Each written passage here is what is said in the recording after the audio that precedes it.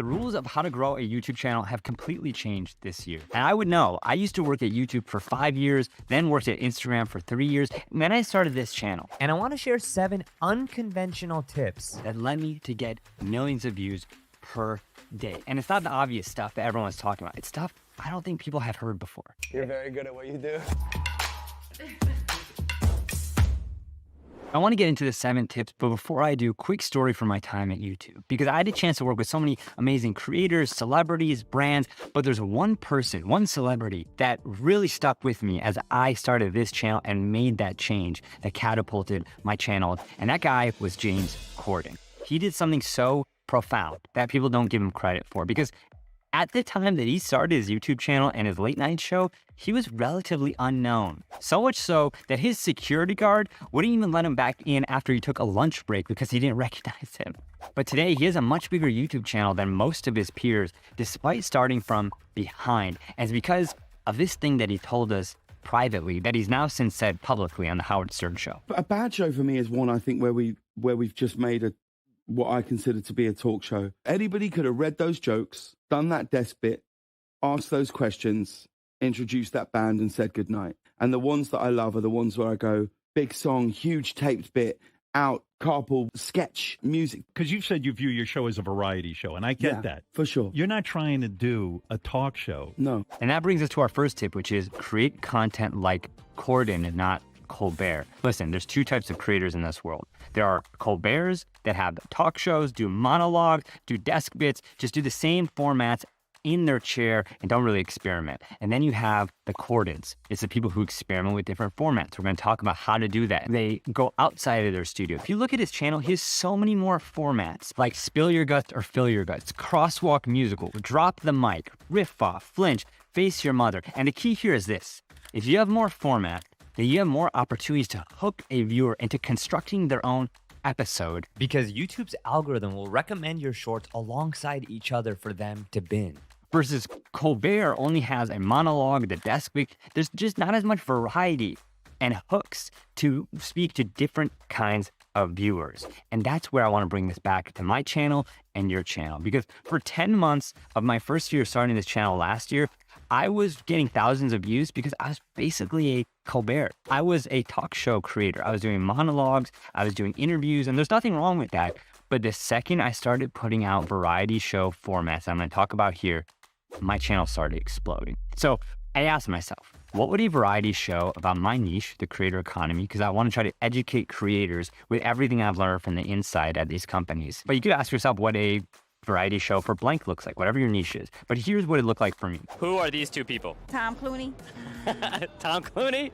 Is that Logan Paul? And I don't know who the other one.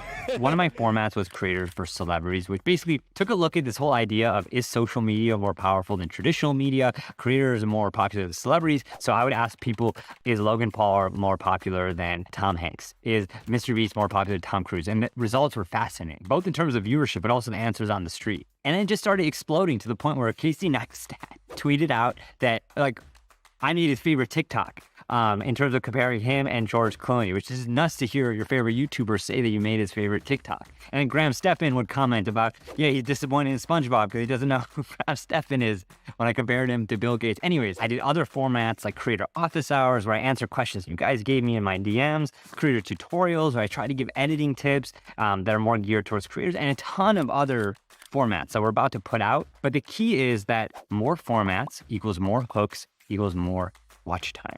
And I think too many people are being a Colbert and doing monologues and interview clips when you could be doing so much more to grow on short by taking this approach. And we're going to talk about how to come up with your format and how to film them. But if I go to the next point, which is just trust the process. Know that some of these formats will bomb, others will take off. Case in point, my Creator vs. Celebrities got tens of millions of views. My creator office hours got hundreds of thousands of views. But the creator tutorials didn't do so well. It got tens of thousands of views, so I cut it. And basically what you have to remember is that for every carpool karaoke, you're gonna have a few celebrity noses. And you're asking yourself, what celebrity noses? Well, that's a format of James Corden's that never really took off. And he has a ton of other formats like that that I saw after analyzing his channel over the years. So just know that, and just know there's AI tools coming. I'm working with TubeBuddy. I'm their head creator advisor, and they told me about this predictive analytic tool where you could literally upload videos to TubeBuddy before you show them to your audience, before you upload them on YouTube, and it'll predict the watch time. So you could get even better at this if you start doing this now and have a variety show. And that brings me to the next tip, which is perfect your first frame. I really believe this is one of the most overlooked things right now, because your first frame to your short form is as important as your thumbnail to your long form. Mark my words. What I mean by your first frame is literally what do you see at 0 seconds of your short? And does everything you see there set up expectation and tension for what you're about to watch? So in my creator versus celebrity example, I asked people, hey, who are these two people? And I had the physical printout of the creator versus celebrity, but it didn't start out that way. It took a ton of hours of iteration. I initially started out where it's just me, a microphone, and I was doing this whole long intro of like, hey guys, we're here in Hollywood asking people who's more famous, creators or celebrities. First up, we have Logan Paul versus Tom. Way too long. Then I had a shorter version, and then I just got into it, which gets me into a bonus tip, which is how can you physically show your format in the first frame, not just digitally. Here's an example of that. This guy said, I'll make an ad based on a random product and a random genre. And he put 2 bulls in front of the frame with the categories written out right there. But I think we created handwriting, things that look like they came from a person. So think about how to put that in your first frame. And you'll even see like other formats I have coming up, which is creator products, first Fortune 500 products, where we put everything in that first frame. But I'd say like, Logan actually did this better. I was seeing this short where he brought the products up into the frame. He put sugar on the table when he was comparing the sugar count. And then he wrote out different note cards to show you things about Gatorade versus Prime. Just a lot of subtle but smart things that are going to the first frame and the rest of the video that allow you to stick out versus all the people who are not even thinking about this, which is like the people who didn't think about thumbnails in 2012. Again, if you get ahead of this, I promise it's going to lead to so many more views and subscribers like it has for me. Next tip is follow the 3-in-1 rule, which is can you film 3 shorts in 1 hour? And I know that's a lot. And I know most of us don't even have close to the budget of a James Corden, because if the credits at the end of your video look like what they do at the end of his show, they look like this. You're the producer, you're the director, you're the talent, you're doing everything. I want to show you my schedule when I filmed the creator or celebrity format, because I would literally set a goal to simplify it as much as possible so I could repeat it 3 times in 1 hour at least, and go out, get 9 videos, which total over 48 million views. And here are 3 things that I thought about in that process of simplifying. 1, can I turn a stat into a story? This stat of creators being more popular than celebrities has been going around for ages. I think I was one of the first people to make it more emotional and visceral with this comparison. Number 2, can you make minor changes to the past, not major changes? I literally studied old formats like Jay Leno's jaywalking when he went on the street, or Jimmy Kimmel's on the street format, to come up with my twist, which led to this. And lastly, how can you have a dialogue, not a monologue, with your videos? Again, I think we're in such echo chambers now that we crave hearing what a stranger has to say, because we're not getting that in our daily life. So by me going on the street, you going on the street, you talking to strangers about something related to your niche, I think you strive and get towards that dialogue, not the monologue. And that brings us to our next tip, which is simplify your speech. Especially in short form, you want to make sure that your speech, your talking has no speed bumps, because stats show that over 50% of adults prefer to read at an 8th grade level, right? They like to keep it simple, but that doesn't mean you have to dumb it down. So check out this app. It's called HemingwayApp.com. It's absolutely free. You could literally copy and paste a script, bullet points, whatever you're going to use for your video, and it'll color code and tell you what grade level it's at. Like, here's a script I took from Investopedia explaining what an NFT is. And you could just see how bad it is. Like, there's red lines everywhere. It's grade 14. And I simplified it to this: grade 8, no red or yellow lines. And if you're wondering how did I get from point A to point B, just remember the 3 C's when it comes to this tip. Be clear, be confident, be concise. When it comes to being clear in your writing, get rid of all words that sound like competencies. Say skills instead. Don't say optimize, say perfect. I really believe that bad writers hide behind big words, and bad creators by an extension of that. Big words are just meant to make you feel important and smart in most cases, not all cases. And I think most times you want to think about how can you make your audience feel smart.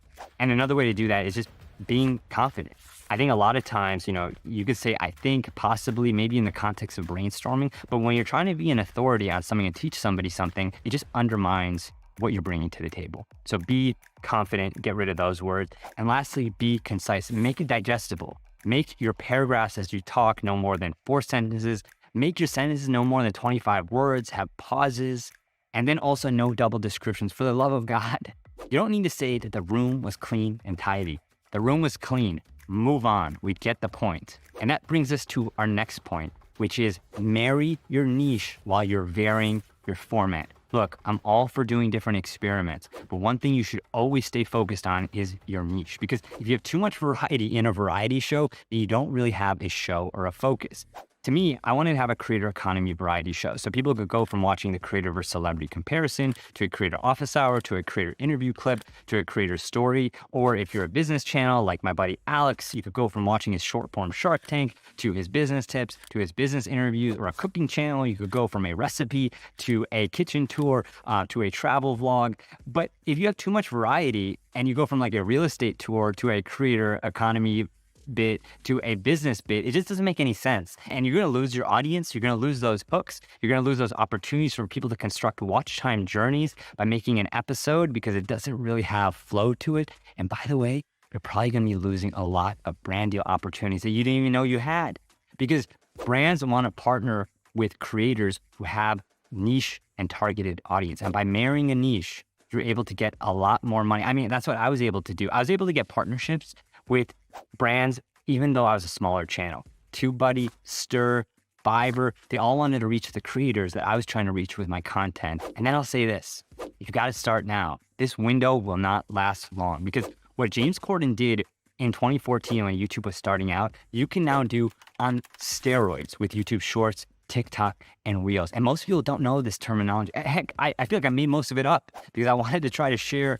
what I was doing differently from month 10 to month 11 and 12 and getting those millions of views, focusing on the first frame, thinking about the 3-in-1 rule, all of this stuff. And if you're thinking you can't do this, believe me, I thought this as well, but I am just the kid of immigrants. And how am I bootstrapping this channel to get more views than some top creators, get more views than some media networks, and almost even surpass James Corden himself is beyond me. But I think it's just because I'm applying these tactics during the right time. And I think you could do the same. And if you think it's too crowded or it's too late, it's not. James Corden got his start when he was unknown and he was battling 4 other white dudes. So if you could do that, you could do this. And then once you have that audience, you can move them towards long form like I'm doing now. You can move into your podcast like I just started, and to your products and courses. So subscribe and ring that notification bell. I got so much more I want to talk about now that I'm on the outside, but still have all the knowledge from my time inside YouTube and Instagram and being a creator. Thank you for watching. I'll see you on the next episode.